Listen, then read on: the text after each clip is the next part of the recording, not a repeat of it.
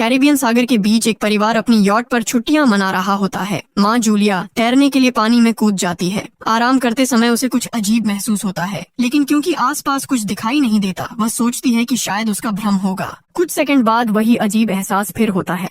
इस बार भी कुछ नजर नहीं आता, लेकिन अब वह घबरा जाती है और यॉट की तरफ तैरना शुरू करती है। तभी अचानक कोई उसकी टांग खींचने लगता है और वह मदद के लिए जोर जोर से चिल्लाने लगती है। उसकी बेटी कैसी हेडफोन लगाकर म्यूजिक सुन रही होती है, इसलिए उसे कुछ सुनाई नहीं देता। पति टॉम और बेटा बेन मछली पकड़ने में व्यस्त होते हैं। जूलिया पानी के ऊपर टिकने की कोशिश करती है, लेकिन मुंह में पानी जाने की वजह से चिल्लाना मुश्किल हो जाता है। थोड़ी देर बाद टॉम को एहसास होता है कि काफी देर से उसने जूलिया को नहीं देखा। वह यॉट पर उसे ढूंढता है और फिर अपनी पत्नी को खतरे में देख लेता है। वह बच्चों को बुलाता है, यॉट को उस तरफ ले जाता है और पानी में कूद जाता है। जल्दी से जूलिया तक पहुंचकर उसे संभालता है और यॉट की ओर तैरता है। बच्चे दोनों को ऊपर खींच लेते हैं। परिवार जूलिया को संभालता है, लेकिन जूलिया खुद को समझाती है कि शायद लहरों की वजह से ऐसा हुआ होगा। रात को सब मिलकर बेन का जन्मदिन मनाते हैं। कैसी को उसके बॉयफ्रेंड का कॉल आता है, तो वह लैपटॉप लेकर बाहर चली जाती है। वीडियो कॉल में उसका बॉयफ्रेंड दिखाता है कि शहर के ऊपर बड़े बड़े काले बादल छा गए हैं। कॉल ग्लिच होकर फ्रीज हो जाती है।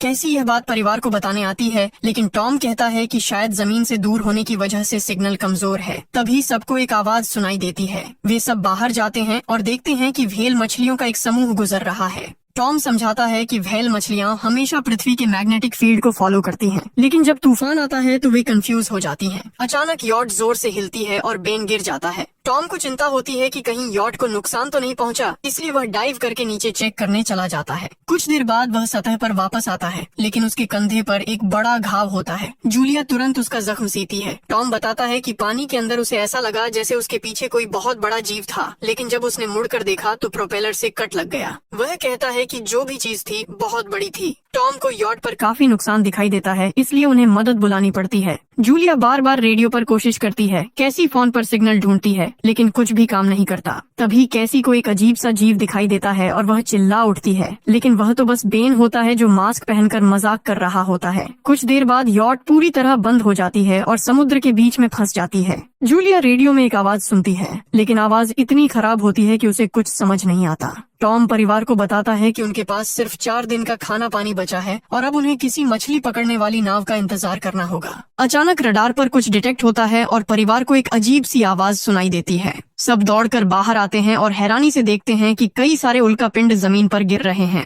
जहाँ जहाँ उल्कापिंड गिरते हैं वहाँ बड़े धमाके होते हैं। एक उल्कापिंड पानी में उनके पास गिरता है तो टॉम तुरंत यॉट को चलाने की कोशिश करता है। इंजन मुश्किल से चलता है, लेकिन तभी एक और उल्कापिंड उस इलाके को हिट करता है। परिवार डर के मारे एक दूसरे को कसकर पकड़ लेता है। तभी टॉम को समझ आता है कि जो आग के गोले गिर रहे हैं वे उल्कापिंड नहीं बल्कि सैटेलाइट्स हैं। उसी वक्त बेन देखता है कि यॉट से धुआं निकल रहा है। टॉम चेक करता है और कंफर्म होता है कि इंजन खराब हो गया है। हवा तेज होने लगती है तो फैमिली यॉट के अंदर छुप जाती है, बिना ये नोटिस किए कि कंपास बहुत तेजी से घूम रहा है। यॉट जोर जोर से हिलने लगती है। बेन फिर से गिर जाता है और इस बार उसे चोट भी लग जाती है। लहरें तेजी से यॉट से टकरा रही होती हैं। टॉम स्ट्रगल करके बाहर जाता है और लाइफ जैकेट्स लेकर आता है। तभी पावर चली जाती है। टॉम तुरंत पावर बॉक्स का बटन प्रेस करता है और लाइट वापस आ जाती है। उस वक्त बेन नोटिस करता है कि जूलिया की नाक से खून बह रहा है। जूलिया को चक्कर आने लगते हैं, जबकि कैसी सिंक पर जाकर उल्टी कर देती है। टॉम रेडियो ट्राई करता रहता है पर सिग्नल नहीं मिलता। अचानक एक तेज हाई पिच्ड नॉइज आती है और हवा और भी स्ट्रॉन्ग हो जाती है।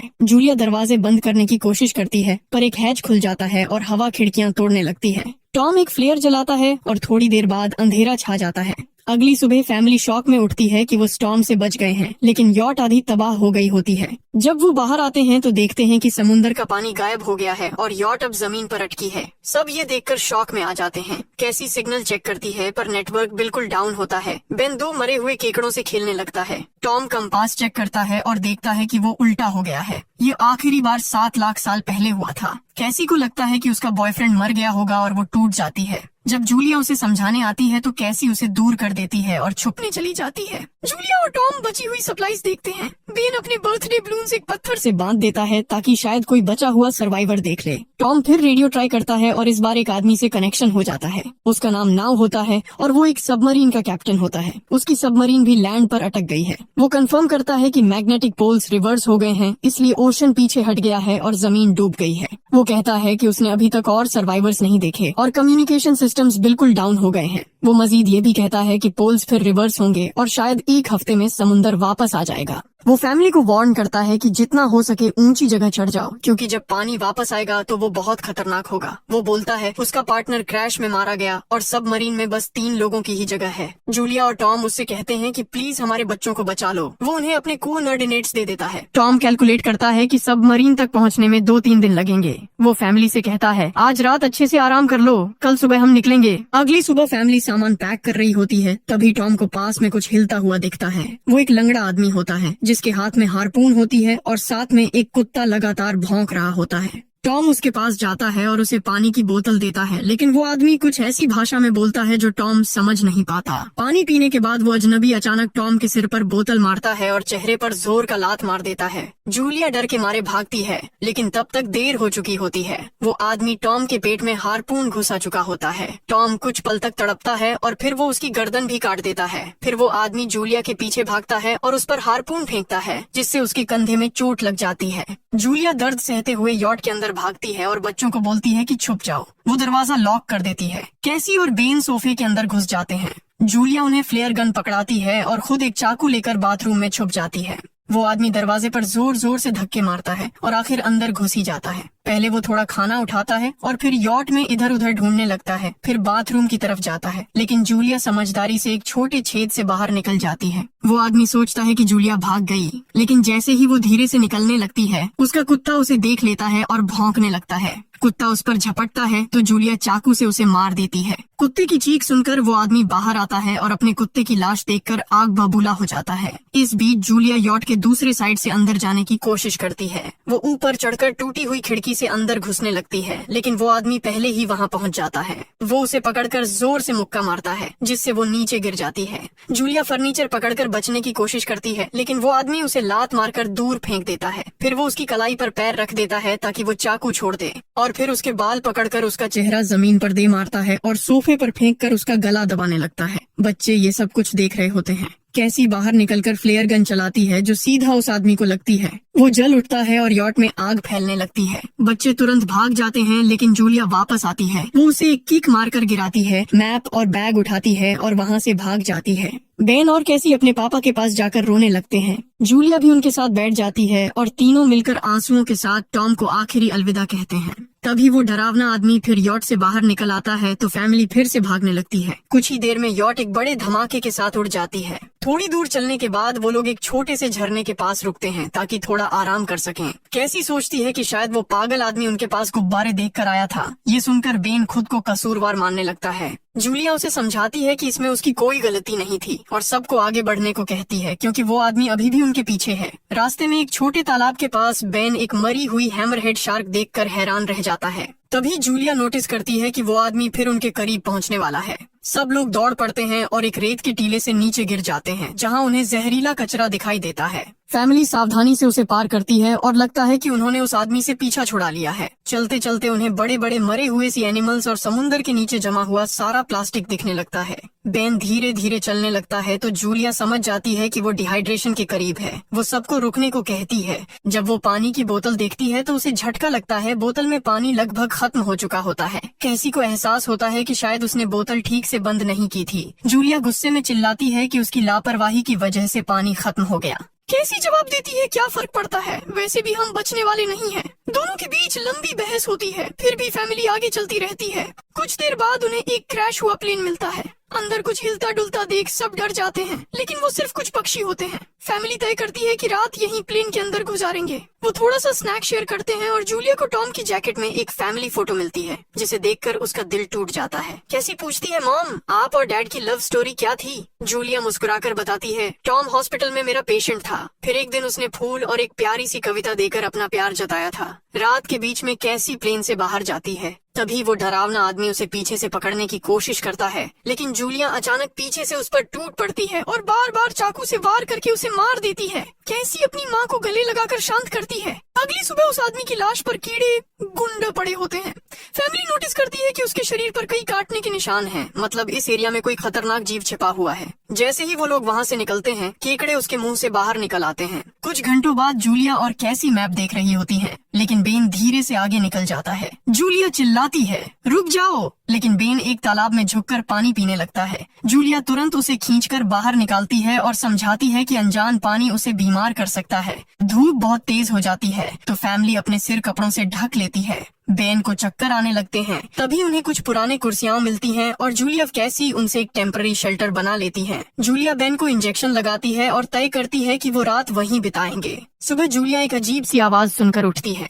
बाहर जाकर देखती है तो क्रैब्स का एक बड़ा झुंड उनकी तरफ आ रहा होता है। वो तुरंत बच्चों को उठाती है और तीनों भागना शुरू कर देते हैं। भागते भागते उन्हें एक बड़ा कार्गो शिप दिखाई देता है। वहाँ 3 क्रू मेंबर्स जिंदा होते हैं। एक औरत उनकी मदद करना चाहती है, लेकिन बाकी 2 आदमी मना कर देते हैं और तीनों फैमिली को बाहर छोड़कर कंटेनर लॉक कर लेते हैं। क्रैब्स पास आ जाते हैं। जूलिया बच्चों को कंटेनर के ऊपर चढ़ाती है। खुद जब चढ़ने लगती है तो क्रैब्स उसके पैर को जोर से काट लेते हैं। बच्चे उसे खींचकर ऊपर चढ़ाते हैं, नहीं तो वो नीचे गिर जाती। कंटेनर के एक छेद से आधे क्रैब्स अंदर घुस जाते हैं। क्रू मेंबर्स फायरिंग शुरू करते हैं, लेकिन क्रैब्स उन पर हावी हो जाते हैं और दोनों को मार डालते हैं। आखिरी आदमी छत के होल तक पहुंचता है, लेकिन क्रैब्स उसे भी नीचे खींच लेते हैं और वो भी मर जाता है।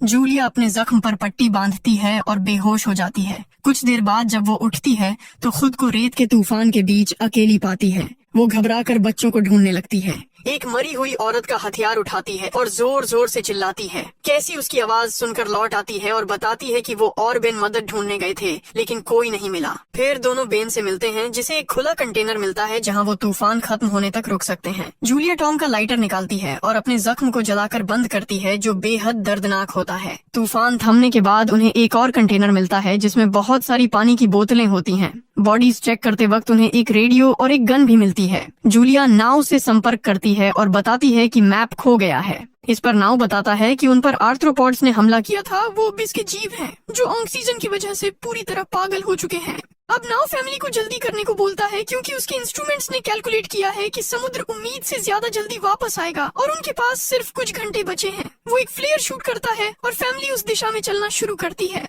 लंबी वॉक के बाद फैमिली को एक टूटा हुआ टॉयलेट मिलता है जिसमें बेन पेशाब करता है। अब वो लोग आखिरकार सबमरीन को पास ही देख लेते हैं, लेकिन वहाँ पहुँचने के लिए उन्हें एक बड़ा चट्टानी रास्ता पार करना होगा। जैसे ही वो रास्ते से गुजरते हैं, दीवारें हिलने लगती हैं और पत्थर गिरने लगते हैं, जिससे एक भयानक रॉक स्लाइड हो जाता है। जूलिया तुरंत अपने बच्चों को साइड में धक्का देती है और खुद भी पीछे हट जाती है ताकि कुचली न जाए। अब एक पत्थर की दीवार उनके बीच आ गई है। जूलिया बच्चों से कहती है कि वो बिना उसके आगे बढ़ जाए, लेकिन कैसी मना करती है और जोर देती है कि उसकी माँ को चढ़ने की कोशिश करनी चाहिए। बहुत बहस होती है और चिल्लाने के बाद जूलिया वादा करती है कि वो बाद में अपने बच्चों को ढूंढ लेगी। मजबूर होकर कैसी अपने भाई को खींचकर आगे ले जाती है। बच्चे चट्टानी रास्ता चढ़कर सबमरीन की तरफ भागते हैं, लेकिन वहां पहुंचकर देखते हैं कि नाव बाहर खून में लथपथ पड़ा है। वो समझाता है कि उसके लिए सब खत्म हो गया है और अब बच्चे सबमरीन ले सकते हैं। ये सोचकर कि एक एक्स्ट्रा जगह होगी, कैसी वापस अपनी माँ को ढूंढने भागती है। तभी जूलिया केकड़ों को आता देखती है और वो फायरिंग शुरू कर देती है। कुछ केकड़ों को वो मार देती है, लेकिन झुंड बहुत बड़ा होता है और सबसे लड़ना मुश्किल हो जाता है। उसी वक्त कैसी दीवार के ऊपर दिखाई देती है और हाथ आगे बढ़ाती है तो जूलिया अपने घायल पैर के बावजूद तेजी से चढ़ना शुरू करती है। कैसी की मदद से वो दूसरी तरफ पहुंच जाती है और दोनों साथ में सबमरीन की तरफ भागते हैं। बेन पहले से ही ऊपर खड़ा होता है और फायर खोल देता है ताकि केकड़े डिस्टर्ब रहें जब तक फैमिली ऊपर चढ़ जाए। केकड़े नाव के शरीर तक पहुंचते ही तुरंत उसे खाने लग जाते हैं। जूलिया गन उठाती है और फायरिंग जारी रखती है जब तक बच्चे अंदर चले जाएं। जब वो सुरक्षित हो जाते हैं, जूलिया समझती है कि गोलियां खत्म हो गई हैं, तो वो गन केकड़ों पर फेंक देती है और अपने बच्चों के साथ अंदर चली जाती है। फैमिली हैच को अच्छे से लॉक करती है और खिड़की से केकड़ों को सबमरीन के चारों तरफ देखती है। इसी वक्त समुद्र वापस आ जाता है तो तीनों तुरंत अपनी सीटों पर बैठकर बेल्ट पहन लेते हैं और एक दूसरे का हाथ पकड़ लेते हैं। तेज लहरें सबमरीन को जोर जोर से इधर उधर फेंकना शुरू कर देती हैं, जिससे जूलिया को पूरी जर्नी के विजन दिखने लगते हैं और कैसी उल्टी कर देती है। जल्दी ही वो हाई पिच आवाज वापस आती है और फैमिली बेहोश हो जाती है। कुछ देर बाद जूलिया और बच्चे होश में आते हैं और खुद को जिंदा देखकर खुश होते हैं। वो हैच अनलॉक करके बाहर निकलते हैं और देखते हैं कि लहरों ने सबमरीन को एक तबाह शहर में गिरा दिया है। यानी अब जिंदा रहने और नया जीवन शुरू करने की उम्मीद है। और यहीं पर फिल्म खत्म होती है। चैनल को सब्सक्राइब करना न भूलें और बेल आइकन जरूर दबाएं ताकि आपको ऐसे ही मजेदार वीडियो मिलते रहें। देखने के लिए धन्यवाद।